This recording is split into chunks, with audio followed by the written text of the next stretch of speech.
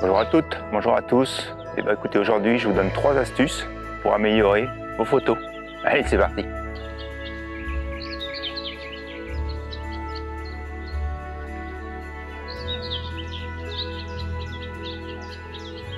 Alors aujourd'hui on va pas du tout parler de technique de prise de vue, que ce soit de composition, de réglage, même si bien sûr vous connaissez maintenant les vidéos, on va quand même en parler un petit peu, mais je voulais vous donner 3 astuces pour essayer d'améliorer vos photos. Et en fait j'étais en train cette semaine de reprendre toutes mes photos, toute ma bibliothèque Lightroom qui était sur le point d'exploser, et puis je revoyais toutes mes photos au fur et à mesure des années passées, et j'ai vu forcément l'évolution aussi dans mes photos, et je me suis aperçu qu'il y a certains éléments, certains facteurs que j'ai changés au fur et à mesure du temps, et je pense que j'ai vu un moment où il y a eu un déclic, probablement un changement dans mes photos, et je pense que ces 3 astuces-là que j'ai découvert finalement en brossant toutes mes photos sont réellement importantes, et je voulais les partager avec vous parce que ça peut vous donner aussi un fil conducteur lorsque vous faites vos sorties photographiques pour continuer à améliorer vos photos.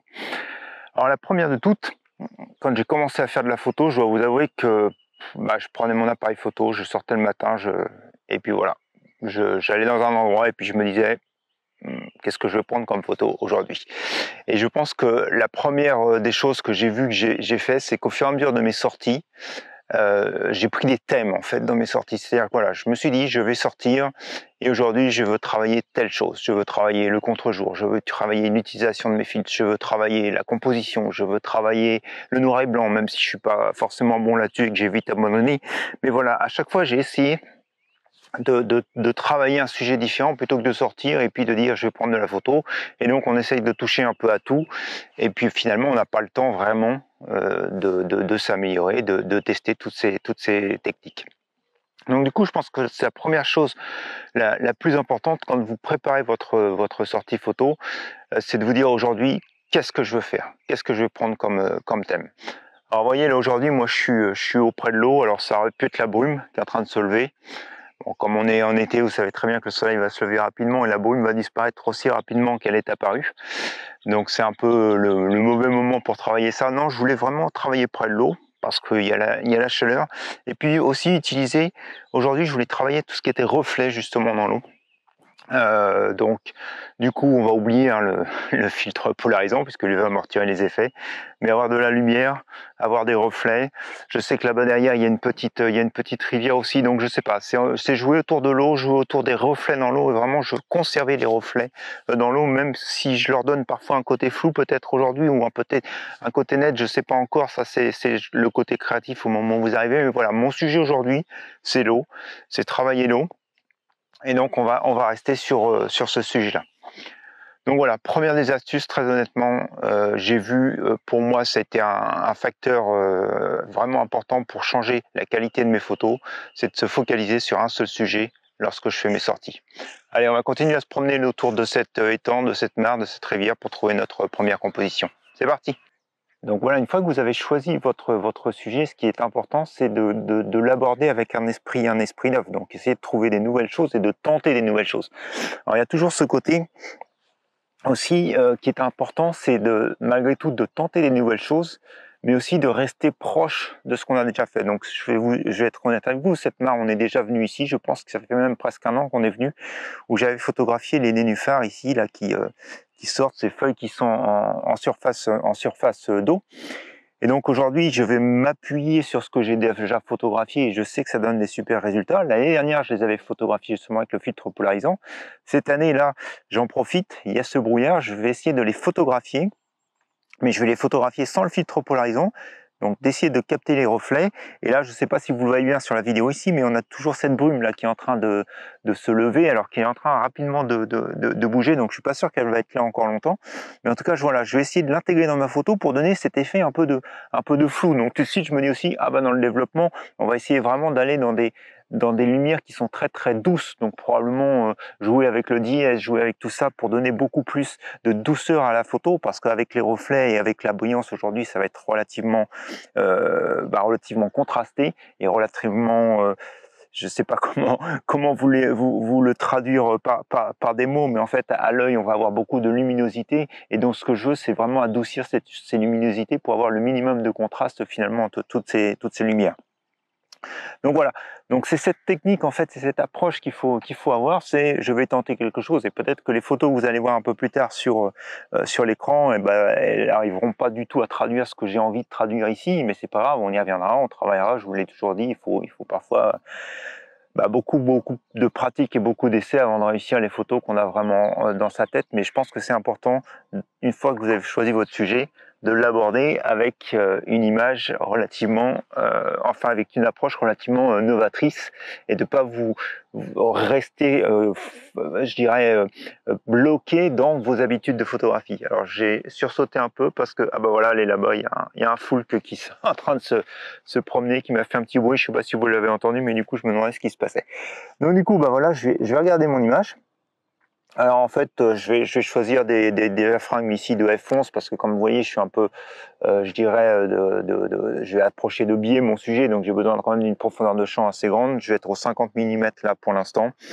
Donc j'ai choisi un diaphragme de f11, et puis après je vais monter ma sensibilité parce qu'avec ce brouillard, je veux quand même qu'il soit flou mais net en même temps. Donc je vais aller chercher des vitesses aux alentours du 1/80e, 1 centième. Et puis voilà, je vais prendre l'image. Alors bien sûr, comme d'habitude, on fait attention aux compositions. Donc ça veut dire que là, j'ai potentiellement, si je suis trop près de la berge, donc je vais avoir des brins d'herbe. Si je suis avec une zone où il y a beaucoup de nénuphars, il faut que je fasse attention de ne pas en couper, ou si je les coupe, que ça ait un sens dans ma composition et que ça ne gêne pas sur les cadres, sur les tours de la composition. Donc voilà, les choses classiques que l'on a l'habitude de travailler ensemble aujourd'hui, mais vraiment le sujet, c'est choisir votre sujet, et puis avoir une approche, je dirais, novatrice, une approche un peu expérimentale, on va dire, expérience photographique, lorsque vous approchez le sujet. Allez, je prends une image ici, et puis je vous la mets à l'écran. C'est parti.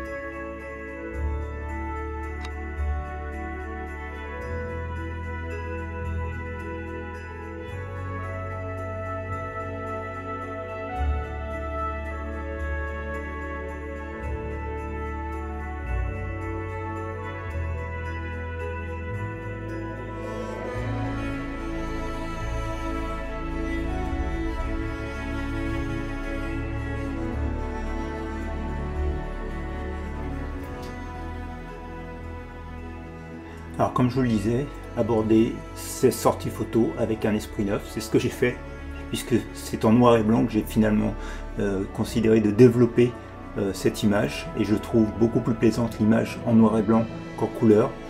Et comme je vous le disais, j'ai pris plusieurs images des nénuphars, donc j'ai pris celle-ci, et puis la suivante, que j'ai développée aussi en noir et blanc.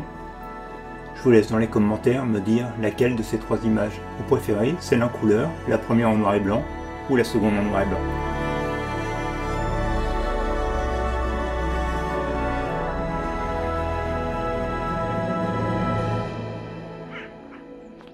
Alors bien sûr, une fois que vous avez choisi votre sujet, c'est important, quand vous êtes sur place, de vous en tenir à votre sujet. Par contre, c'est important aussi de se dire, ah bah là, il y a quelque chose qui me plaît, donc je vais en sortir et je prends mon image et je reviens sur mon sujet. Le plus important, c'est par contre de ne pas s'éparpiller et de ne pas continuer à s'éloigner de son sujet. Donc là, moi aujourd'hui, le sujet c'était l'eau. On voit donc toute cette brume, on voit aussi les éléments de reflet dans l'eau. Donc je trouve ça super intéressant, toute cette brillance. Donc là, je vais essayer de prendre une photo. Donc forcément, je suis à plein contre-jour. Donc si je l'expose, j'ai tout ce premier plan qui est complètement à l'ombre, alors que derrière c'est super éclairé. Donc on va jouer avec du bracketing. Donc forcément, on va utiliser toutes les techniques qu'on a appris aujourd'hui. C'est pas le bracketing qui est mon sujet principal, mais en tout cas je l'ai déjà travaillé sur d'autres sorties photos, donc je vais l'utiliser pour mettre en valeur le sujet que j'ai envie de mettre en valeur ici aujourd'hui sur la photo. Mais je vais vraiment m'intéresser à plutôt comment je peux composer ces éléments, comment je peux travailler avec l'eau. C'est mon sujet d'aujourd'hui. Si votre sujet ça avait été le contre-jour, et ben voilà, vous êtes en plein dedans, et vous savez qu'après derrière, et ben aussi il y a toutes les techniques que vous avez appris, qu'il va falloir utiliser, bien utiliser pour pouvoir justement mettre en valeur votre contre-jour. Donc voilà, je vais prendre l'image ici, je vous la mets à l'écran. et puis on continue notre petite balade.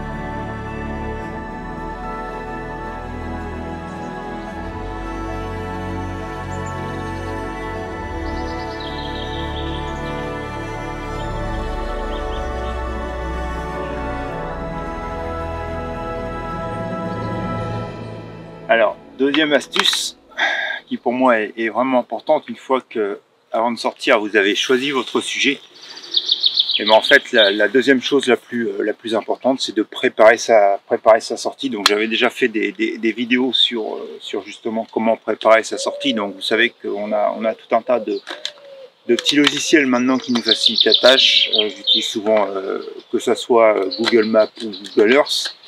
J'utilise souvent aussi le TPE, c'est le photographe éphéméride, je ne sais plus ce que le T veut dire. J'utilise aussi Photopile, puisque Photopile peut vous donner exactement le même type d'information. Enfin voilà, ce que je vais faire, c'est repérer mon terrain avant d'y aller. Repérer comment vont être les lumières sur le terrain avant d'y aller. Je trouve que ça, c'est super important. Donc, pour revenir sur mon sujet d'aujourd'hui, c'était l'eau. Donc forcément, je regarde un endroit où il y a de l'eau. Ce que je voulais avoir, c'était un endroit avec différents types d'eau, que ce soit des grandes étendues comme des petites étendues ici, où j'ai finalement donc cette mare et puis ce pont, cette mare, cette rivière et puis ce pont. Et donc voilà, pouvoir bénéficier de toutes ces choses-là, bénéficier aussi d'endroits comme sur la mare aujourd'hui, pour l'instant qui est maintenant plein de soleil, comme ici sur des endroits comme celui-ci où je suis un petit peu plus à l'ombre et proche de l'eau pour pouvoir justement combiner toutes ces lumières sur les images. Donc voilà, c'est vraiment le repère du lieu. Alors je vous cacherai pas que si vous allez net sur Google Earth, sur un endroit que vous ne connaissez pas, où vous n'êtes jamais allé, ça va être difficile de trouver ces choses-là. Je connais cet endroit-là, je suis déjà venu, donc j'ai quelques endroits, je dirais privilégiés. Ce que après je vérifie régulièrement, c'est comment à cette époque-là de l'année va se trouver le soleil sur ces endroits-là. Et puis forcément la météo, donc on a eu quand même quelques pluies relativement abondantes cette semaine, donc je sais qu'il y a de l'humidité un peu partout, donc l'humidité dit possibilité d'avoir un petit peu de brume qui va se lever avec ce soleil très fort qui va tout de suite arriver. Donc voilà, j'avais aussi les conditions, je dirais bien réunies, que je connaissais bien aussi, pour faire l'image. Et donc une fois que vous avez fait tout ça, vous allez peut-être avoir plusieurs endroits. Et puis bah là, si vous êtes déjà venu sur un endroit, ce que je vous conseille, c'est justement d'essayer peut-être d'y revenir, parce que à chaque période de l'année différente va donner des photos différentes. Et puis aussi parce que votre style photographique, votre technique photographique, tout ça va évoluer. Et donc des choses que vous n'aviez pas vues avant, vous allez peut-être les voir, ou des choses que vous aviez vu avant, que vous avez photographié, vous allez les photographier différemment parce que vous avez un œil différent. Donc là, je me suis mis en contre-jour. Le contre-jour n'est pas forcément le sujet du jour, c'est l'eau. Et donc en fait, ce que j'aime bien, c'est que ça amène certaines brillances, notamment là-bas sous le pont. Donc c'est un peu ce que je vais faire. Alors je suis un peu embêté parce que justement, j'ai pas beaucoup d'eau. Il y a beaucoup de feuilles qui sont de végétation. Qui a poussé dans la rivière. Si je me mets un peu plus loin, du coup, cette végétation, elle arrête un peu le courant de la rivière, ce qui fait que c'est assez sale. Donc, je voulais vraiment de l'eau claire et puis de l'eau qui était courante. Elle n'est pas du tout courante. Donc, c'est pas forcément la photo à laquelle je pensais. Mais en tout cas, bon, je me dis que quand il n'y aura plus de végétation, donc un peu plus tard dans l'année, on peut revenir et probablement que je pourrais faire cette image ici. Donc voilà, je vais me mettre en position. Je vais faire l'image pour la première fois et probablement la seule fois de la sortie aujourd'hui. Je vais vous expliquer quand même un peu mes réglages et ma composition. Et puis après, on continue sur la troisième astuce pour améliorer vos photos. Allez, on regarde la composition ensemble. Donc je suis en place pour ma composition. Alors forcément contre-jour, donc c'est pas super évident malgré tout de voir. Donc j'espère que vous voyez à peu près ma composition. Donc j'utilise tout simplement le bord ici de la rive pour me guider vers le pont. J'ai une bonne, je dirais, balance avec l'autre rive pour nous emmener. Alors malheureusement, sujet dont je vous parlais tout à l'heure, donc mon sujet c'est l'eau.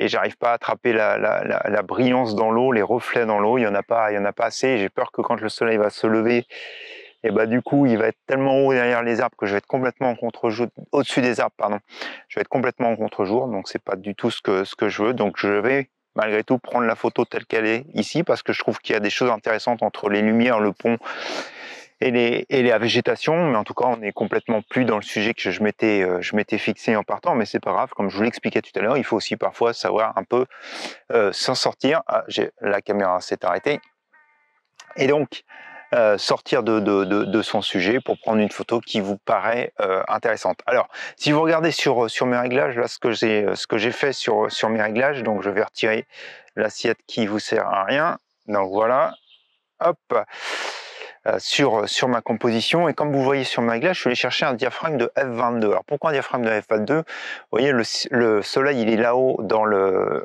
Hop, ah bah, je passe mon doigt devant l'œilleton. Donc le soleil il est tout là-haut, et ce que je veux faire c'est essayer de lui donner cette forme d'étoile, et donc en allant chercher le F22 je vais avoir cette diffraction qui va se créer, et donc ce phénomène d'étoile qui va se créer au niveau du soleil. Et donc du coup après je vais regarder sur mon histogramme. Donc là sur mon histogramme, c'est pas facile. Ah non, mais là ce coup-là il s'est carrément coupé pour la batterie. Donc voilà, sur mon histogramme, comme vous le voyez, j'ai quand même quelques pics. Donc là je suis au 1/30e, même si ça paraissait plutôt bien réglé. Alors c'est un peu compliqué. Donc c'est dans l'autre sens, forcément. Donc je vais diminuer mon pic. Là vous voyez, je suis à 1/50e, 1/60e. Ouais, il va falloir que j'aille très haut pour limiter mon pic. Donc en fait, vous voyez très bien que ça va pas le faire.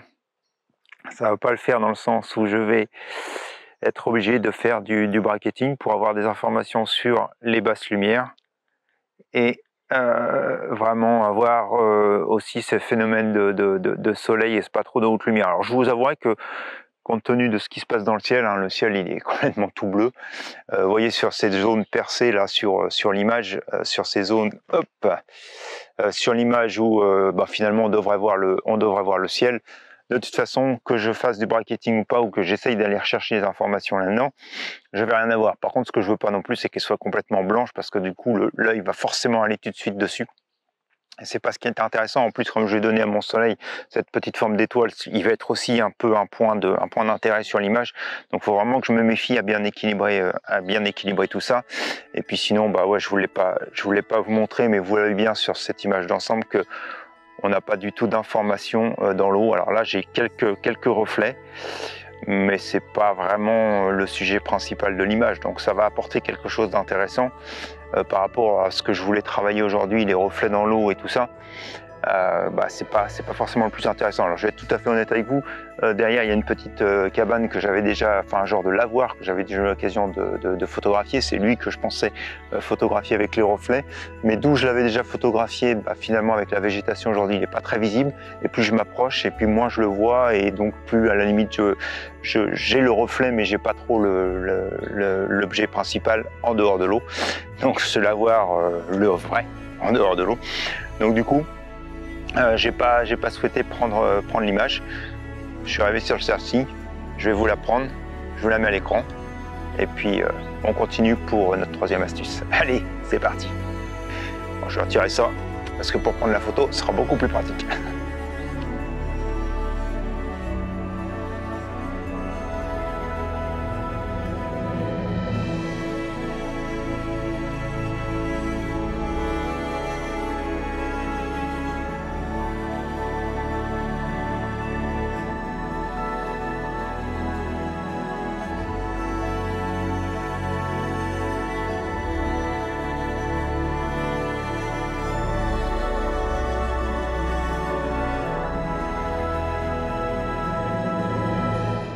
Alors, troisième astuce, pour pouvoir continuer à progresser et à vous améliorer dans dans vos images, et ben, je dirais qu'une fois que vous avez fait tout ce que je vous ai dit, plus forcément maîtriser les techniques, hein. Donc vous arrivez à la maison et là il va y avoir la troisième phase qui est réellement importante, qui va se dérouler finalement en deux phases. La première phase, c'est je regarde mes photos sur mon ordinateur et puis je les analyse. Je les analyse, ça veut dire quoi? C'est pour moi, premièrement, c'est me dire, bah, ok, les photos ratées, c'est facile, on les élimine, elles sont floues, elles sont tout ce qu'on voudra bien. Il y a un problème technique, on les met de côté. Les images qu'on a réussies, on les regarde et on les garde.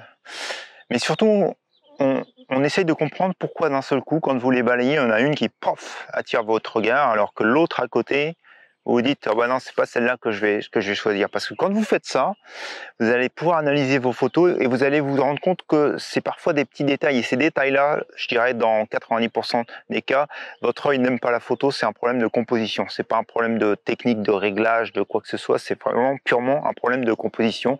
Un détail que vous n'aviez pas vu à la prise de vue, qui apparaît sur votre image et qui fait que vous vous dites, ah bah non, bah ça je veux pas. Donc vous pouvez la mettre de côté et puis vous allez travailler l'autre. Je vous conseille de les garder parce que même celles que vous avez mis de côté, vous allez percevoir plus tard que peut-être qu'en recadrant tout simplement avec l'outil de Lightroom, et bah pouf, vous allez avoir une photo qui vous plaira un petit peu plus parce que celle-ci, elle sera un petit peu plus rapprochée que la première qui était un peu plus large. Donc vous voyez, c'est important de faire ce travail d'analyse des images. Et puis donc la deuxième phase, c'est le développement. Et là, le développement, c'est la même chose. Je vous conseille de faire plusieurs copies de vos images et dans le temps, de refaire le développement de vos images parce que vous allez voir que votre façon de développer les images, elle va évoluer avec le temps. Moi, quand je regarde mes anciennes images, je mettais énormément de contraste sur mes images. J'avais tendance aussi un peu trop à booster la balance des blancs pour donner une couleur un peu jaune chaude à mon image et je me suis aperçu que c'est pas forcément ce que j'aime et maintenant avec le temps je maîtrise mieux tous ces curseurs dans Lightroom et ben j'ai une approche différente de mon image. Je contraste beaucoup plus en utilisant les blancs, les lumières, les ombres, les blancs et les noirs que vraiment le curseur du contraste ou la courbe. J'utilise très peu finalement maintenant d'autres curseurs. Je vous ai montré il n'y a pas très longtemps ce que faisait la texture, la clarté et le dièse sur les photos. J'utilise beaucoup plus maintenant la clarté et le dièse en négatif qu'avant je les utilisais en positif. Donc vous voyez, vous allez évoluer dans votre façon de développer les images. Je dis pas que c'était pas bien avant et que c'est mieux maintenant, mais en tout cas, petit à petit, votre style s'affine et donc vous allez trouver votre style, celui qui vous parle le plus. Alors c'est pas forcément celui qui accroche le plus sur les réseaux sociaux, on le sait bien, plus l'image va être saturée sur les réseaux sociaux et plus ça va plaire, mais ça on s'en moque. Ce qui est important, c'est qu'est-ce qui vous intéresse quand vous développez les photos. Donc voilà, alors je suis ici en train de faire un cadrage, on va dire, expérimental pour cette dernière image. Donc vous voyez en fait, donc je vais filmer, alors hop, je vais vous montrer l'image, donc voilà en fait ce que je suis en train de voir actuellement. Donc forcément il y a quelque chose d'intéressant, on a l'eau, mon sujet, on a le reflet, c'est une des choses aussi que je voulais exploiter en étant ici près de l'eau. Et puis on a ce saule que j'ai photographié tout à l'heure. Oh, 5, 4, 3, 2, 1, je recommence. C'était le saule sous lequel j'étais tout à l'heure pour photographier en contre-jour. Et donc, ce saule-là m'intéresse. Maintenant, je pourrais le photographier, donc probablement pas aussi large, parce que vous voyez que j'ai une feuille qui me gêne ici. Donc je pourrais essayer de recentrer un petit peu plus quelque chose comme ça, pour jouer entre le reflet et puis l'arbre. Alors il faudrait probablement d'ailleurs que je fasse un paddle, hein, que je fasse quelque chose comme ça pour le faire un peu respirer avec 2 ou 3 photos. Alors encore une fois, j'ai la branche qui me gêne, mais elle me gêne pas vraiment parce que c'est pas l'image que j'ai envie de faire. L'image que j'ai envie de faire, c'est justement, je vous le disais, c'est de créer des choses un petit peu hors du standard. Alors excusez-moi, ça bouge, je vais me remettre en position, on va dézoomer, on va se mettre correctement. Et vous allez voir que c'est assez bizarre ce que j'ai envie de faire. Mais en gros, voilà, ce que j'ai envie de faire, c'est non pas de photographier l'arbre dans son entier, mais c'est de photographier, hop, j'ai retiré ça à l'envers, son reflet. Donc là où je suis probablement un peu trop bas. Alors j'ai l'autre arbre derrière qui me gêne un peu. Et donc en fait, l'idée, ça va être de faire quelque chose comme ça. Toc. Alors probablement qu'il va falloir que je recadre après, hein, puisque là je suis en format vidéo. Hop, non, je suis pas en train de toucher sur la bonne bague. Voilà, on va dézoomer un tout petit peu. Mais on va être sur quelque chose comme ça. Alors du coup l'arbre sur le côté, il va falloir que je tourne parce que je vais pas pouvoir faire autrement que de toute façon l'intégrer dans ma composition. Je fais quoi là? Hop. Hop, hop, hop. Allez, de toute façon je vais pas passer trop de temps sur le réglage ici, puisque comme je vous le disais, je suis en format vidéo. Mais vous comprenez bien le truc. Donc ce que je vais essayer, c'est de prendre cette photo. Donc du coup elle est à l'envers. Sous Lightroom, je la remettrai dans l'autre sens.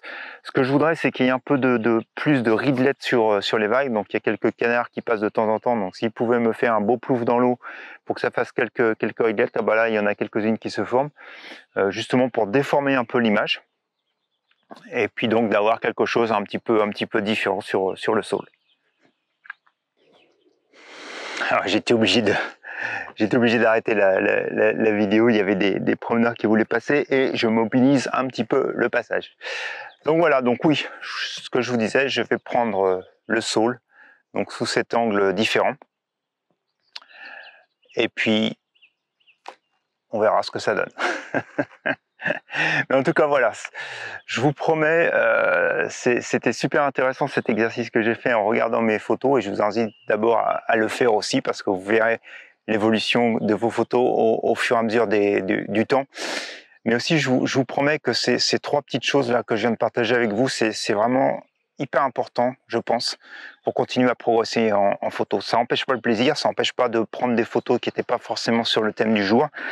Mais en tout cas, ça vous permet vraiment de vous focaliser sur certains aspects et qui peuvent être techniques. Hein. J'ai choisi un sujet aujourd'hui, mais ça aurait pu être aujourd'hui je vais faire du marketing, aujourd'hui je vais faire du focus stack. Donc ça peut être toutes ces choses-là et vous les travaillez et ça vous oblige à trouver des sujets et puis ça vous oblige à travailler votre technique. Alors vous oblige oui et non, ça vous amène à travailler votre technique et c'est ce qui est intéressant et c'est ce qui va faire justement progresser.